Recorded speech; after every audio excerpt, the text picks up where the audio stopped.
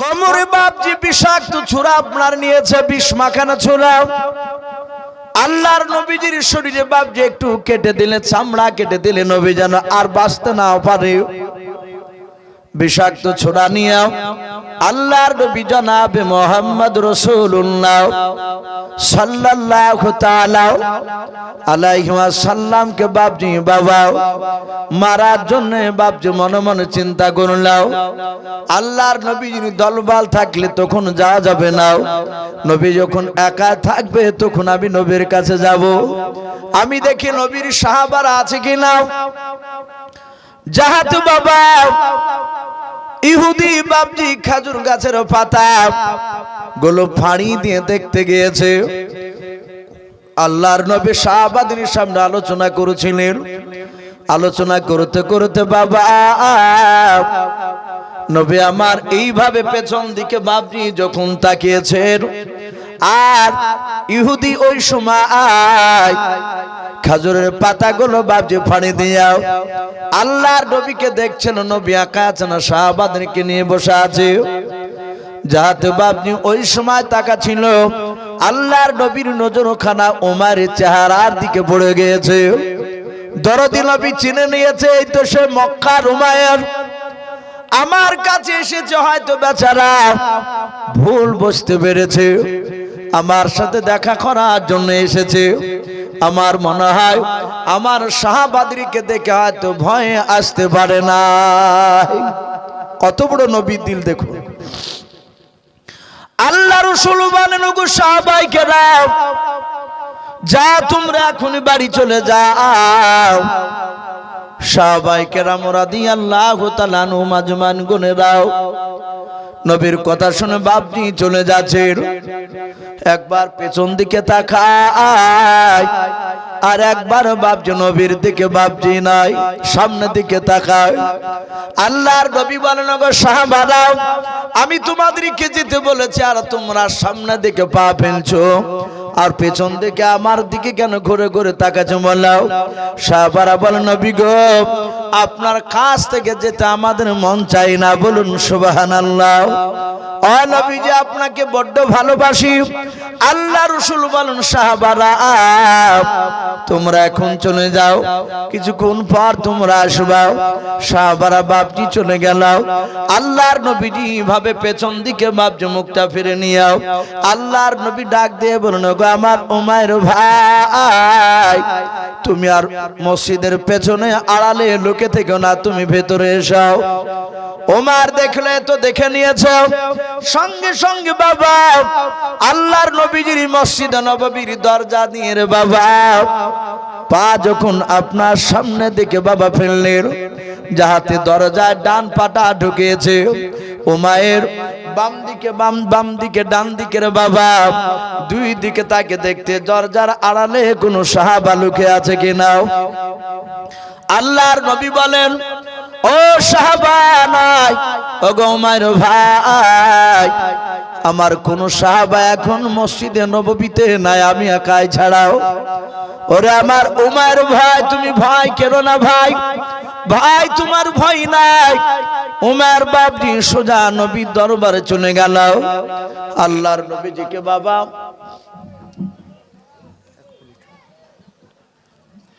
আমি বলছিলাম, আমাদের জালসার কমিটি আমাদের ইসলামপুর থানার ওসি সাহেবকে, যিনি বড়বাবু, তেনাকে দাওয়াত করে এসেছেন। জালসার কমিটির তরফ থেকে তিনি আমাদের জালসার মঞ্চে আসবেন। তিনি জনপ্রিয় মানুষ এবং প্রিয় মানুষ, আমাদের মঞ্চে আসবে। 7:30টায় তিনি টাইম দিয়েছেন, হয়তো 10 মিনিট বা 5 মিনিট এদিকে হতে পারে। সেই জন্য আমি সকলকে বলবো, আমাদের ওসি সাহেব আমাদের মঞ্চে বক্তব্য রাখবেন। আপনারা রাস্তা এধারে এখানে ওখানে না ফিরে আমরা মঞ্চে আমরা চলে আসবো, আমরা তিনাদের কথা শুনবো ইনশাল্লাহ।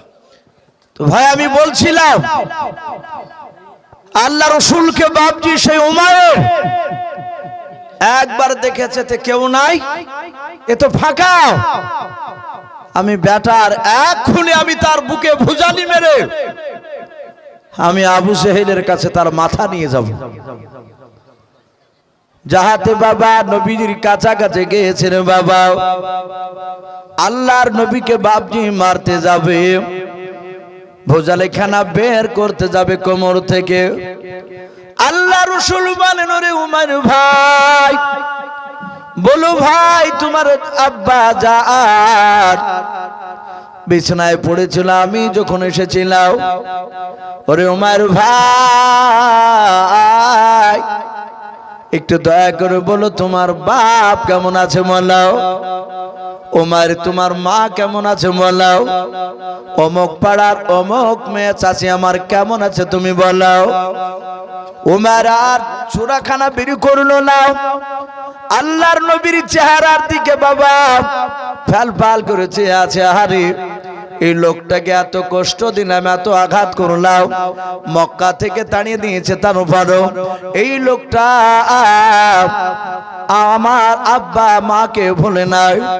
সঙ্গে সঙ্গে বাবা ইহুদি বাবা উমাইর আর থাকতে পারলো না, সাথে পড়তে লাগলো কলমা লা ইলাহা ইল্লাল্লাহ। একটু মহব্বত পড়ো, লা ইলাহা ইল্লাল্লাহ, লা ইলাহা ইল্লাল্লাহু মুহাম্মাদুর রাসূলুল্লাহ সাল্লাল্লাহু। তো ভাই আমি বলছিলাম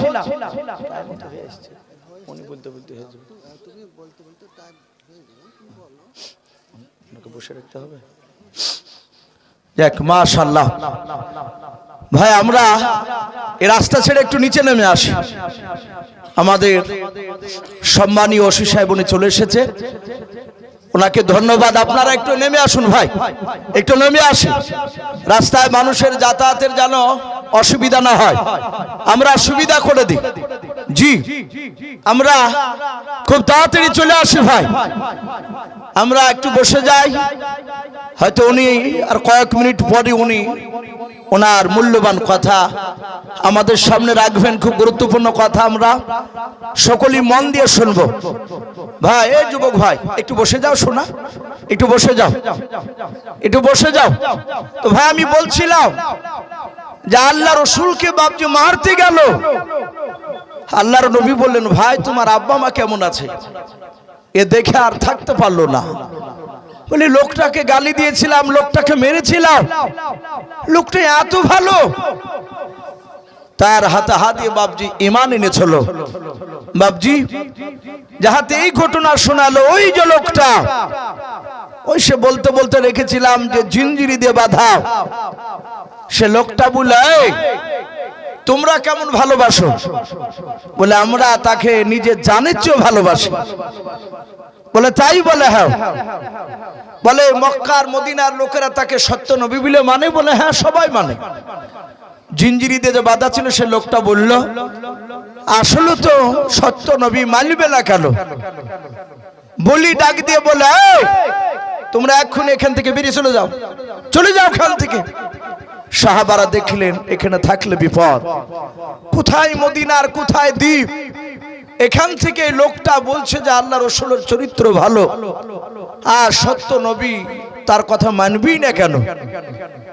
আমি চলে যাই। সাহাবারা চলে আসলে আমার বাপজি পালতোলা নৌকায় চাপলে, নামার পরে রাসূলের কাছে আসলে নবী বলেন ওগো সাহাবাইকে দাও, তোমরা পশ্চিম দিকে কলমার দাওয়াত নিয়ে গিয়েছিলে।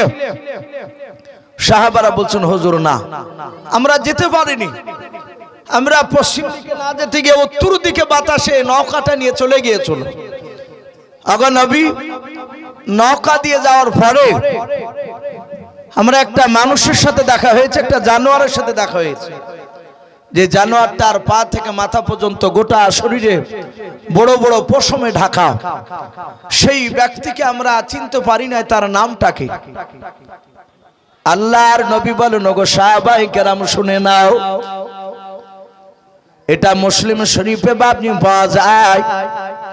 আল্লাহর নবী বলেন ওগো সাহাবারা, যে জানোয়ারটার সঙ্গে তোমরা কথা বলেছো ওই জানোয়ারটাকে এখন ঘুরে গেলে আর দেখতে পাবা নাও।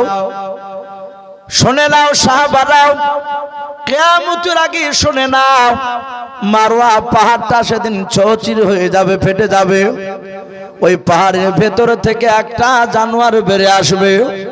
ওই জানোয়ারের ব্যাপারে আল্লাহর নবীজিকে বাবা আল্লাহ কোরআনে বলে দিয়েছেন, ওয়াইযা ওয়াকাল ক্বালু আলাইহিম আখরাজনা লাহুম দাব্বাতাম মিনাল আরদি তুকাল্লিমুহুম আন্নান নাসা কানু বিআয়াতিনা লা ইউকিনুন। আল্লাহর নবী বলেন, গো সাহাবারাও, ওই জানোয়ারটা কিয়ামতের আগে বেরিয়ে আসবে। ওই পশুটার নাম হবে দাব্বাতুল আদম। ওই জানোয়ারটা শুনে না গোটা পৃথিবী ভ্রমণ করবে। তার হাতে ডান হাতে থাকবে হযরত মুসা নবী আলাইহিস সালামের আশা মুবারক ঠিকানাও। ওই জানোয়ারটার বাম হাতে থাকবে দাব্বাতুল, আর ওই জানোয়ারটার নাও ওর বাম হাতে থাকবে হযরত সুলাইমান নবী আলাইহিস সালামের আংটি কানা তার বাম হাতে থাকবে। ওই দাব্বাতুল আর জানোয়ারটা প্রতিটা মানুষের কাছে যাবে আর বলবে, কানু বিআয়াতিনা লা ইউকিনুন। তোমাদের কাছে কি কোরআনের কথা বলে না? তোমাদেরকে জান্নাত জাহান্নামের কথা বলে না? তোমাদেরকে বলে নাই যে এটা খারাপ কাজ, এটা ভালো কাজ, খারাপ কাজে যেও না। কোন মানুষকে অন্যায় করে মারতে নাই, চুরি করতে নাই, এই সব কথাগুলোকে তোমাদের কাছে শোনায় না। এই কথা বলার পর বাবা ওই জানোয়ারটা যাদের কপালে লাঠি দিয়ে দাগ টেনে দেবে বাবা, ওই ব্যক্তি চিরতরের মতো জান্নাতে চলে যাবে। আর বাম হাতের আংটি দিয়ে যার কপালে স্টার মেরে দেবে, ওই ব্যক্তি বাবা জাহান্নামে চলে যাবে।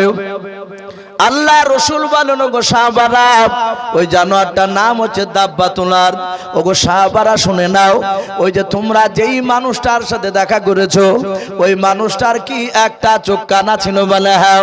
আল্লাহর নবীজি বলেন, সাহাবারা, আমি তোমাদের কাছে যে কিছুদিন আগে আমি যে দাজ্জাল সম্পর্কে বলেছিলাম, ওই ব্যক্তি হবে দাজ্জাল। এদের তিনজনকে আল্লাহ হুকুম করলেন। আল্লাহ বলেন, ইব্রাহিম, তোমার বিবি আর তোমার সন্তানকে সঙ্গে নাও। আল্লাহ বলেন, কোথায় নিয়ে যাব? বলা, ইব্রাহিম, তুমি আমার হুকুমে তোমার বিবি তোমার সন্তান সঙ্গে নাও, কয়েকদিনকার পানি আর কয়েকদিনকার খাজুর নাও, নিয়ে উত্তপ্ত বালুর রাশিতে, গাছবিহীন জায়গা, পানিবিহীন জায়গা, মানুষবিহীন জায়গায়, সেই মরুভূমির ময়দানে তোমার বিবিকার সন্তানকে তুমি বনবাসে দিয়েছো। নবী যারা হয়, রসুল যারা হয়, আল্লাহকে আর প্রশ্ন করে না। আল্লাহর হুকুম মানার সাথে সাথে ওনা আল্লাহ হুকুম করলেন আর উনি রেডি হয়ে গেলে। বিবিকে বলেন, বিবি তোমার সন্তান নিয়ে রেডি হয়ে যাও। বিবি তো রেডি হয়ে গেলেন। বিবিতে বাচ্চা বিবিকে সাথে নিলেন, উঠে চেপে সঙ্গে করে বাপজি পানি আর খাবার নিয়ে যাচ্ছেন ওই মরুভূমির বালিতে। মাহাজারা আলাইহিস সালাম আর ইসমাইল আলাইহিস সালামকে ইব্রাহিম নবী আলাইহিস সালাম উটের পিঠ থেকে বাবা নামিয়ে দিলেন। খাবার আর পানি সঙ্গে ধরে দেওয়ার পর ইব্রাহিম নবী আলাইহিস সালাম তিনি কোনো কথা বলেন নাই।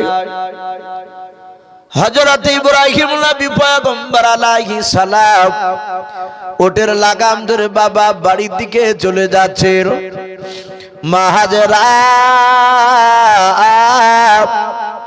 আলাইহিস সালাম তিনি মনে মনে চিন্তা শুরু করে দিলেন, আল্লাহ, আমার স্বামী আমাকে উত্তপ্ত বালুর রাশিতে এই মরুভূমির ময়দানে কেন আমাকে রেখে দিয়ে চলে গেল? আমার স্বামীর সঙ্গে বাড়ি থেকে এই পর্যন্ত আসতে গিয়েও আমার ব্যবহারে কোনো ত্রুটি পেল না কেউ, আমার ব্যবহারে কোনো আঘাত পেল না কেউ। হযরত মা হাজেরা আলাইহিস সালাম হাত কানা বাপজি আকাশের দিকে উঁচু করার পর আল্লাহর নবী ইব্রাহিম নবী খলিলুল্লাহ আলাইহিস সালামকে বাবা ডাক দিয়ে বললেন, ওগো আমার ইসমাইলের আব্বা হযরত ইব্রাহিম নবী আলাইহিস সালামের কানে গিয়ে আওয়াজটা ধাক্কা লাগলো। ইব্রাহিম নবী উটের লাগাম ধরে বাপজি তাকালেন, লাও সামনের দিকে সোজা চলে যাচ্ছেন। মা হাজেরা আলাইহা সালাম হাত খানা বাপজি দ্বিতীয়বার আকাশের দিকে উঁচু করে ধরলেন, ডাকে দিয়ে বলেন, ওগো আল্লাহর নবী আপনি দাঁড়িয়ে যান। হযরত ইব্রাহিম নবী আলাইহিস সালাম বাবা উটের লাগাম ধরে দাঁড়ালেন। নাও তাফসীরে পাওয়া যায় মা হাজেরার দ্বিতীয় আওয়াজটা হযরত ইব্রাহিম নবী আলাইহিস সালামের কানে গিয়ে আওয়াজটা ধাক্কা লেগে গেল। হযরত মা হাজেরা আলাইহিস সালাম আবার বাবা হাত দুখানা আকাশের দিকে উঁচু করার পর চিৎকার করে তৃতীয়বার বাপকে ডাক দিয়ে বলেছিলেন, ওগো ইসমাইলের আব্বা আপনি আমাকে উত্তপ্ত বানু রাশিতে এই মরুভূমির ময়দানে কেন আপনি আমাকে রেখে গেলেন? হযরত ইব্রাহিম নবী পয়গম্বর আলাইহিস সালামের কানে গিয়ে বাবা তিন নাম্বার ডাক্তার আওয়াজটা ধাক্কা লেগে গেল। ইব্রাহিম নবী পয়গম্বর আলাইহিস সালাম উটের লাগামটা ধরে বাবা আর সামনের দিকে গেলেন, লাও পেছন দিকে ঘুরে তাকালেন। মা হাজেরা আলাইহিস সালাম তিনি ডাকে দিয়ে বলেন, ওগো আল্লাহর নবীজি আপনি আমাকে উত্তপ্ত বানু রাশিতে আমাকে রেখে দিয়ে কেন চলে যাচ্ছেন? আপনি কবে আসবেন তা তো বললেন না, কবে আসবেন কেন চলে যাচ্ছেন তা তো আপনি বললেন না। হযরত মা হাজেরার কথা শুনে ইব্রাহিম নবী পয়গম্বর আলাইহিস সালাম বাবা এই হাতটাকে আপনার আরবিতে আতুন হাত বলা হয়। এই ডানা হাতটা আল্লাহর নবী ইব্রাহিম আকাশের দিকে উঁচু করে ধরলেন। এই আঙুলটাকে বাবা শাহাদাত আঙুল বলা হয়। এই আঙুলটা দিয়ে ইশারা করে তিনি বলতে চাইলেন, বাবা আমি আল্লাহর হুকুমে রেখে গেলাম। জোরে বলুন সুবহানাল্লাহ। ও বাপজি ভাইরা, মা হাজেরার চতুর্থবার আর কথা বললেন না। উনি বুঝতে পারলেন আমার স্বামী আমাকে আল্লাহর হুকুমে রেখে গিয়েছে। মা হাজেরা আলাইহিস সালাম পানি আর খাবার নিয়ে বাপজি থাকতে লাগলেন। হযরত ইব্রাহিম নবী আলাইহিস সালাম তিনি বাড়িতে মা হাজেরা আলাইহিস সালামের কয়েকদিনকার খাবার আর পানি ভরে গেল। হযরত ইসমাইল আলাইহিস সালাম পানি আর বাবা খেজুর খাই নাই। মা হাজেরার স্তনের বাপ যে দুধ খেয়ে বাপ যে থাকে, হঠাৎ করে নাই কেতাবে বাপজি পাওয়া যায় 3 দিন ধরে মা হাজেরার পেটে আপনার পানি আর খাবার যায় নাই, খাবার পানি নাই পড়ে গিয়েছে। হযরত ইসমাইল আলাইহিস সালাম দুধ খাওয়ার জন্য কান্না করতে লাগলেন। হযরত মা হাজেরা আলাইহিস সালাম নিজের ডান দিকের স্তনে বাপজি মুখ লাগিয়ে দিলেন। হযরত ইসমাইল আলাইহিস সালাম টান দিলেন, এক ফোঁটা দুধ বের হলো না। মা হাজেরা বাম স্তনে ইসমাইলের মুখটা লাগিয়ে দিলেন। উনি টানাটানি করলেন, এক ফোঁটা বাপজি দুধ বের হলো না। কারণ বাবা মা হাজেরার পেটে 3 দিন ধরে পানি আর খাবার যায় না। সেই জায়গায় বাপজি কোনো মানুষ যাতায়াত করে না। হযরত ইসমাইল আলাইহিস সালাম মার মুখের দিকে চেয়ে কাঁদেন আর বলেন, মা তুমি আমাকে পানি দাও। ওগো মা আমি আর থাকতে পারি না, পানি দাও। মা হাজেরা চামড়ার মশকটা নিংড়ে দেখে বলেন, বাবা এই চামড়ার মশকে এক ফোঁটা পানি নাই রে বাবা, আমি পানি কোথায় পাবো? হযরত মা হাজেরা আলাইহিস সালাম নিজের বাবা জিভটা নিজের ছেলের বাপজি মুখে দিয়ে দিলেন। আমার ছেলে পিপাসিত অবস্থায় গলাটা শুকে গেছে, আমার মা হাজেরা আলাইহিস সালাম জিভটা বের করে দিলেন। আমার ইসমাইল বাপ নিয়ে চষলেন, বাবা এক ফোঁটা বাপ যে থতো নাই, লালা নাই, শুকে গিয়েছে। মা হাজেরা ছেলের চেহারার দিকে চেয়ে দেখেন ছেলেকে বাঁচানো সম্ভব হবে না, আমার ছেলে মনে হয় মারা যাবে। আল্লাহর নবী হযরতে ইসমাইল আলাইহিস সালাম উনি পানি পানি করে কান্না শুরু করে দিলেন। বাবা মা হাজেরা আলাইহিস সালাম নিজের কলিজার টুকরা ছেলেকে বাবা উত্তপ্ত বালুর রাশিতে রেখে দিয়া মা হাজেরা চামড়ার মশকটা হাতে করে নিয়ে বাবা চারিদিকে খুঁজতে বেরিয়ে পড়লেন। আমার মা হাজেরা আলাইহিস সালাম ডাক দিয়ে বলেন, ওগো আমার কলিজার টুকরা বেটা, শুনে না, আমরার চামড়ার মশকে পানি নাই রে বাবা, আমার কাছে যে চামড়ার মশক আছে তাতে পানি নাই। দেখি বাবা তুই বস, গোটা এলাকায় এই ময়দানে মরুভূমির ময়দানে কোথাও পানি পাওয়া যায় কিনা আমি দেখি। মা হাজেরা ইসমাইলকে রেখে দিয়ে বাবা মা হাজেরা চামড়ার মশক নিয়ে বাপজি দৌড়াতে লাগলেন। অনেকটা দূর চারিদিকে বাপজি ছুটাছুটি করলেন, কোথাও বাপজি এক ফোঁটা পানি দেখতে পেলেন না। ও বাপজি ভাইরাও, কোরআন শরীফে পাওয়া যায় মা হাজেরা অনেক দূর থেকে বাবা একটা পাহাড় দেখতে পেলেন। ওই পাহাড়টার নাম কোরআনে বাপজি পাওয়া যায় মারওয়া। হযরত মা হাজেরা ওই পাহাড়ের দিকে লক্ষ্য করে দেখেন বাবা পাহাড় মারওয়া পাহাড় থেকে মনে হচ্ছিল পানির ঝর্ণা বাপজি বয়ে এসেছে। মা হাজেরা আলাইহিস সালাম ওই চামড়ার মশকখানা নিয়ে বাবা বুকু ভরা আশা নিয়ে মা হাজেরা দৌড়ে চলে গেলেন পাহাড়ের চূড়ায়। মারওয়া পাহাড়ের কাছে গিয়ে দেখেন বাবা যেই জায়গা দিয়ে পানি ঝরতে ছিল ওই জায়গায় কাছে গিয়ে দেখে বাবা পানি নাই। ওই জায়গাগুলো বাবা মরিচিকা, রৌদ্রে তাপে বাবা পাহাড়ের মরিচিকা, দূর থেকে মনে হয় যেন পানি ঝরতেছে। ও বাপজি ভাইরাম, ওই মারওয়া পাহাড় থেকে আবার চারিদিকে দেখতে লাগলেন কোথাও পানি পাওয়া যায় কিনা। মারওয়া পাহাড় থেকে আবার আর একটা পাহাড় নজরে পড়লো মা হাজেরার। তাফসীরে পাওয়া যায় ওই পাহাড়টার নাম কোরআনেও পাওয়া যায় রে বাবা, ওই পাহাড়টার নাম হচ্ছে সফা। মা হাজেরা দূর থেকে মারওয়া পাহাড় থেকে দেখলেন, মনে হলো ওই পাহাড় থেকে বাবা পানি ঝর্ণা বয়ে এসেছে। মা হাজেরা চামড়ার মশক হাতে করে নিয়ে বাবা ওই সফা পাহাড়ের কাছে দৌড়ে গেলেন। ও পাহাড়ে গিয়ে দেখেন বাবা মারওয়ার মতো বাপজিকে ঘটল, ওখানে বাপজি পানি নাই, পাহাড়ের মরিচিকা গুলো দূর থেকে রৌদ্রে বাবা পানি মনে হচ্ছিল। ও বাপজি ভাইরাও, আপনারা দেখবেন আপনাদের যে গোয়াস থেকে বাবা এই যে গোধন পাড়া যে বাপজি আপনার রোডটা, এই রোডে বাবা আঁকা বাঁকা যদি না হয় 2 কিলোমিটার যদি রাস্তা সোজা হয়, ও বাপজি ভাইরাও চৈত্র মাসের সময় দুপুর 12টার দিকে আপনি ওই রাস্তার দিকে একটু তাকাবেন, পিছে রাস্তা যদি আঁকা বাঁকা না হয় 2 কিলোমিটার রাস্তা যদি আপনার সোজা হয়, দূর থেকে তাকে দেখবেন বাবা ওই পিছে রাস্তার উপরে পানি টলমল করে, মনে হয় না? যত কাছে যাবেন দেখবেন পানি নাই। ওই পাথরগুলো রৌদ্রের সাথে মনে হবে বাবা পানি টলমল করে, কিন্তু আদৌ পানি নাই। মা হাজেরা ওই মারওয়া থেকে সফা, সফা থেকে মারওয়া আল্লাহর নবী জনাবে মুহাম্মদ রাসূলুল্লাহ সাল্লাল্লাহু তাআলা আলাইহি ওয়াসাল্লাম বলেন, আমার মা হাজেরা ওই পাহাড় দুটো বাবা 7 বার দৌড় দিয়ে দিয়েছিলেন।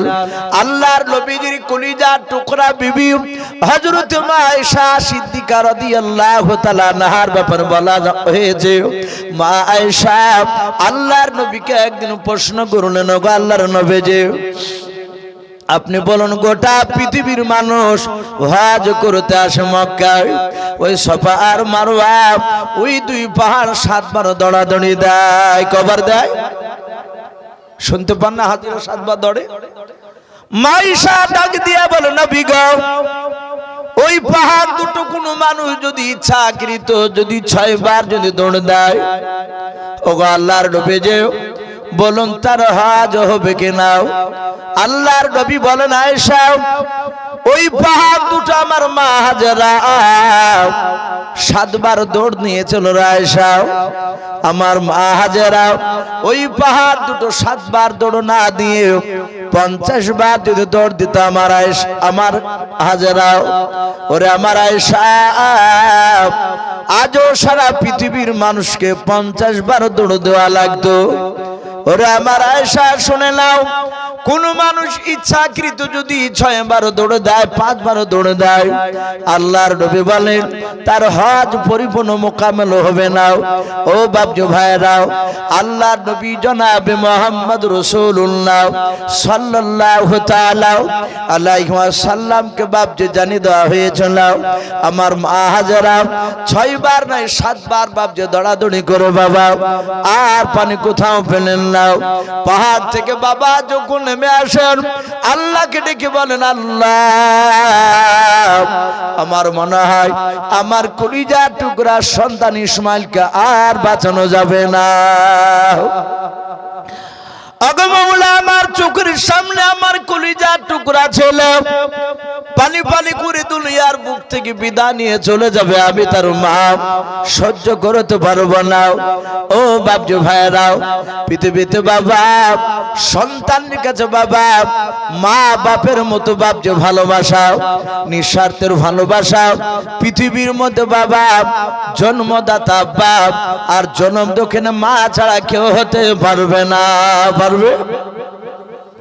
আল্লাহর নবী জনাবে মুহাম্মদ রাসূলুল্লাহ সাল্লাল্লাহু তাআলা আলাইহি ওয়াসাল্লাম নবী বলেন, আমার মা হাজেরা 7 বার দৌড়াদৌড়ি করে যখন পানি পেল না, আল্লাহর কাছে কাঁদেন, আল্লাহ, আমার ছেলে ইসমাইলকে আর বাঁচানো যাবে না। ও বাপজি ভাইরাও, এই দিকের বাবা হযরত বাপজি জিবরিল আলাইহিস সালামকে আল্লাহ ডাক দিয়ে বলেন, জিবরিল, আর তোমাকে আসমানে থাকা লাগবে না। জিবরিল বলেন, আল্লাহ, আমি কোথায় যাব? বলে জমিনে চলে যাও। বলে আল্লাহ, আমি জমিনে কেন যাব মোলাল? আল্লাহ বলেন, ওরে আমার জিবরিল ফেরেশতা শুনে নাও, আমি ইব্রাহিম নবী আলাইহিস সালামকে, তার বেবি হযরত মা হাজরা আলাইহিস সালামকে, আর কলিজার টুকরা সন্তান ইসমাইল আলাইহিস সালামকে আমি ওদের 3 জনের ইমতিহান নিয়েছি রে জিবরিল। যা আমি তাদেরকে ইমতিহানে পরীক্ষা আমি উত্তীর্ণ করে দিয়েছে, পাস করে দিয়েছে।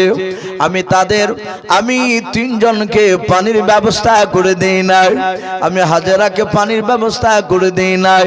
ও বাপজি ভাইরা বলেন, আল্লাহ ইচ্ছা করলে পাহাড় থেকে কি পানি বের করতে পারতেন না? পারতেন না? আল্লাহ ইচ্ছা করলে পারতেন। আল্লাহ বলেন, জিবরিল যা যাও, আমি তাকে পানির ব্যবস্থা করে দিই না। আমার ইসমাইল আলাইহিস সালাম পানি পানি করে কান্না করেছে। ওরে আমার জিবরিল, আমি তোমাকে 1 নাই 2 নাই, তোমাকে 600 খানা ডানা দিয়েছে। বলুন সুবহানাল্লাহ। আল্লাহর নবী বলেন, জিবরিল আলাইহিস সালাম তুমি এত বড় ফেরেশতা বাবা, এত বড় ফেরেশতা। আব্দুল্লাহ বিন মাসউদ রাদিয়াল্লাহু তাআলা আনহু, হযরত আব্বাস রাদিয়াল্লাহু তাআলা আনহু আল্লাহর নবীকে বলেন, নবী গো, এখানে অনেকগুলো সাহাবা রয়েছে, আমরাও। ও নবী বলুন, জিবরিল কত বড় ফেরেশতা? আল্লাহর নবী বলেন, ওগো আমার সাহাবারা, জিবরিল কত বড় ফেরেশতা তোমরা শুনবা? বলে হ্যাঁ। আল্লাহর নবী বলেন, ওগো সাহাবারা, জিবরিল এত বড় ফেরেশতা, শুনে নাও, সারা পৃথিবীতে যত পানি রয়েছে, আসমানের নিচে জমিনে যত পানি রয়েছে, এমনকি বাবা 7 সমুদ্র যা আমরা বলে বাবা, সব পৃথিবীর পানি যদি তুলে নিয়ে জিবরিলের মাথার চাঁদিতে যদি বাবা হড় করে যদি ঢেলে দেওয়া যায়, আল্লাহর নবী বলেন, ওরে সাহাবারা, গোটা পৃথিবীর পানি জিবরিলের মাথার চাঁদিতে ঢেলে দিলাম। সব পানি গড়তে গড়তে গড়তে গড়তে বাবা জিবরিলের এই থুতনি পর্যন্ত আসতে গিয়ে গোটা পৃথিবীর পানি শুকে যাবে। বলুন সুবহানাল্লাহ। বলেন আরো তাকবীর। বাপজি শুধু তাই নয়, নবী বলেন, এই সাহাবারা, জিবরিল একবার দুনিয়ার মাটিকে খামচা মেরে ধরে এমনি করে যদি ঘুরে একবার ছেড়ে দেয় ৭০,০০০ পাক ঘোরার পর থামবে। জিবরিল এত বড়। আল্লাহর নবী বলেন আমি জিবরিলকে আমি ২ বার দেখেছি তার অরিজিনাল চেহারায়। কবার বললাম? ২ বার। অথচ নবী বলেন আমার কাছে জিবরিল প্রায় ২৪,০০০ বারেরও বেশি আমার কাছে এসেছিলেন। বলুন সুবহানাল্লাহ।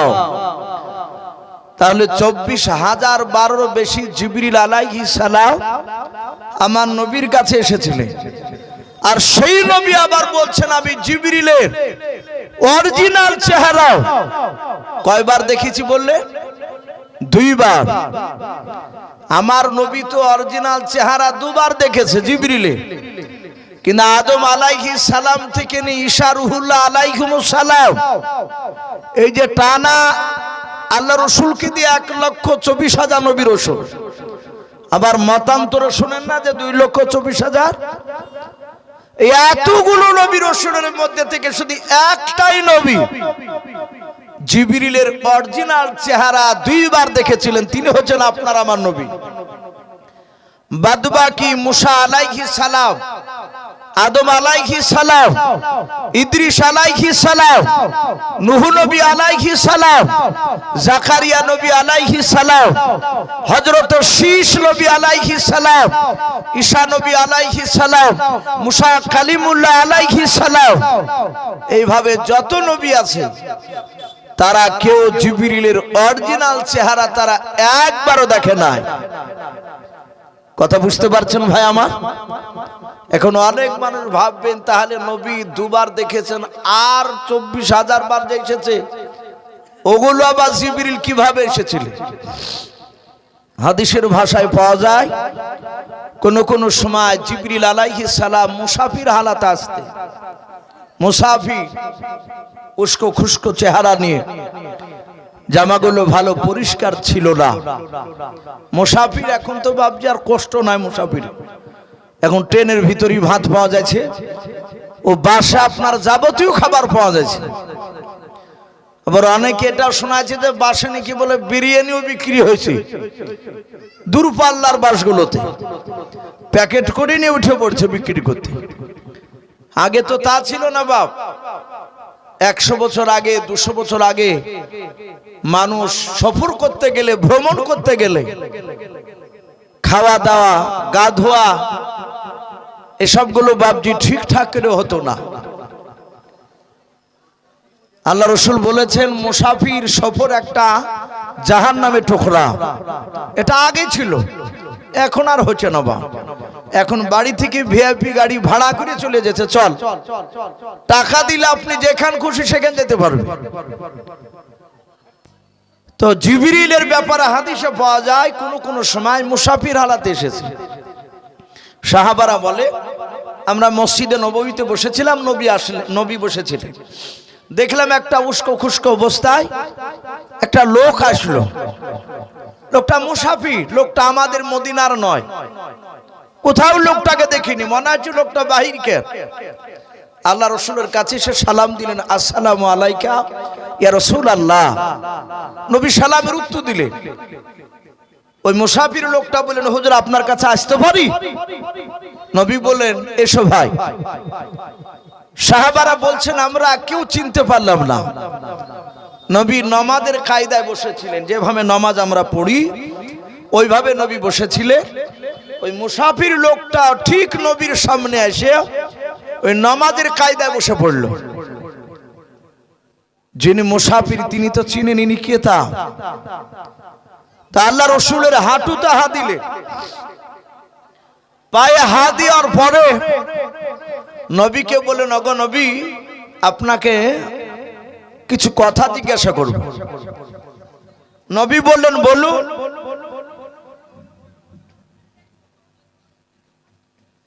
তো বাপজি আমার সোনা লালেরাও, আল্লাহর নবী জনাবে মুহাম্মদ রাসূলুল্লাহ সাল্লাল্লাহু তাআলা আলাইহি ওয়াসাল্লাম বিশ্ব নবীকে বাপজি বললেন আমি আপনাকে কয়েকটা প্রশ্ন করব।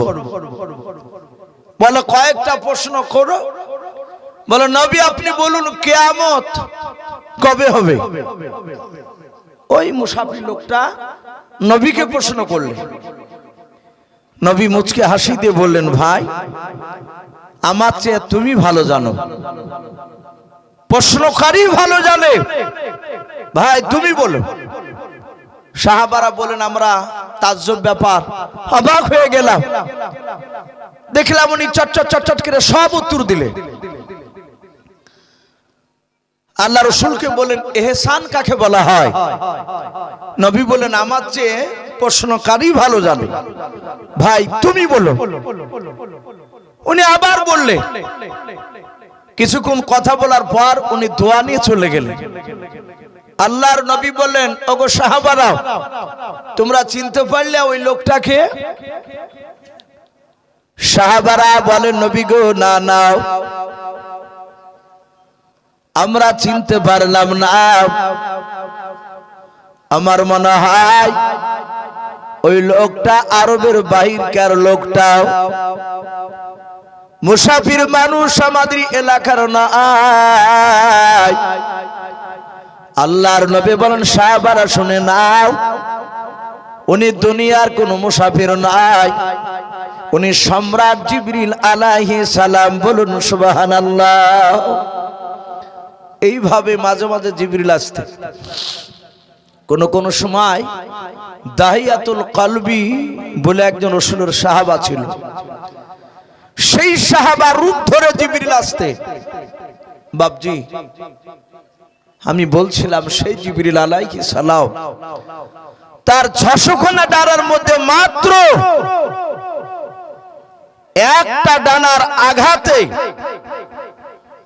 ইসমাইল আলাইহিস সালামের সামনে মাটি ফেটে পানি বের হয়েছিল। ওই পানিটার নাম হচ্ছে আবে জমজম। ওই ইদারা আস্তে আস্তে বাপজি মাটি পড়ে পড়ে বন্ধ হয়ে গিয়েছিল।